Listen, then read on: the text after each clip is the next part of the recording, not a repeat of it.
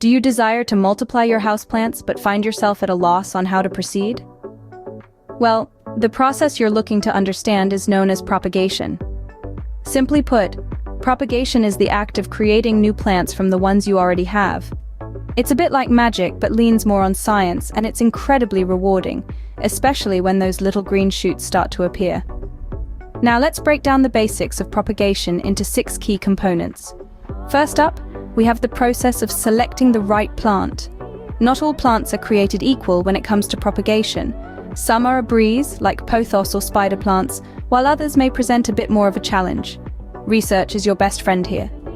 Next, we decide on the type of cutting. This could be a stem cutting, a leaf cutting, or maybe even a root cutting. Each plant species has a preference, and determining the right type of cutting can make all the difference between propagation success and failure. Thirdly, we need to choose the right rooting medium. This is where the cutting will start its new life. It could be soil, water, or even a specialized rooting mix. The choice largely depends on the type of plant and the type of cutting. Our fourth component is the use of a rooting hormone. While not always necessary, rooting hormones can often speed up the process and increase the success rate of your propagation efforts. Once we've prepared our cutting and chosen our rooting medium, it's time to plant the cutting. This is the exciting part, where you get to see your plant baby start its journey to becoming a full-fledged plant. Finally, we have the aftercare. This is where patience really becomes a virtue. Proper care during this stage is crucial to ensure your new plant grows strong and healthy. Knowing these basics, you're ready to embark on your propagation journey. Stay tuned as we delve further into each of these components in the coming scenes. The world of propagation awaits. Ready to learn about rooting mediums and hormones? Let's dive right in. Rooting mediums are crucial in the plant propagation process.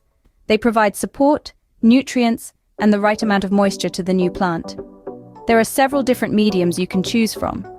Water is the simplest medium to start with, but soil and perlite are also fantastic options.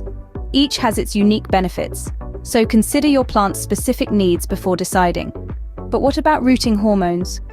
These are substances that stimulate root growth in plants. They're not always necessary, but they can give your cuttings a helpful boost, encouraging quicker and more robust root development.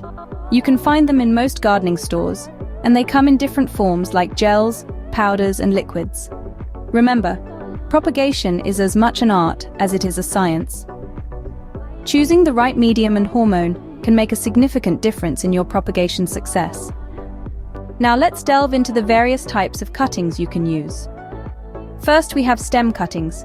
This is where you cut a piece of the stem with a leaf or two attached, and plant it in your chosen medium. This method works great for plants like pothos or philodendrons.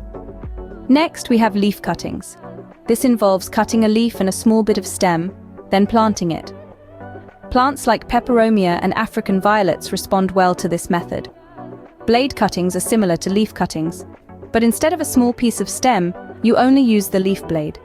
This works well with plants like snake plants. For succulents and cacti, you can often simply break off a piece and plant it.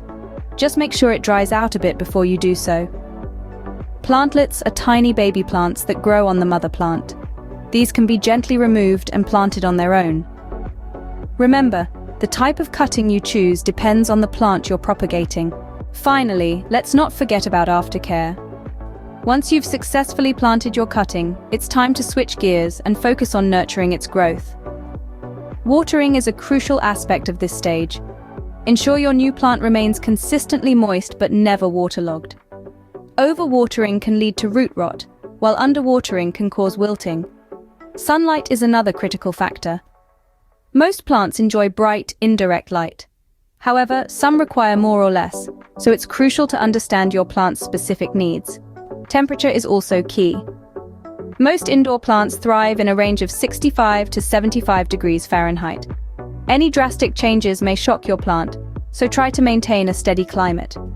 Finally, it's time to repot when your plant outgrows its current pot, or when the nutrients in the soil have been depleted. Remember to keep an eye out for common issues like yellowing leaves or slow growth. These could indicate a problem that needs addressing. With proper aftercare, your new plant will thrive and grow.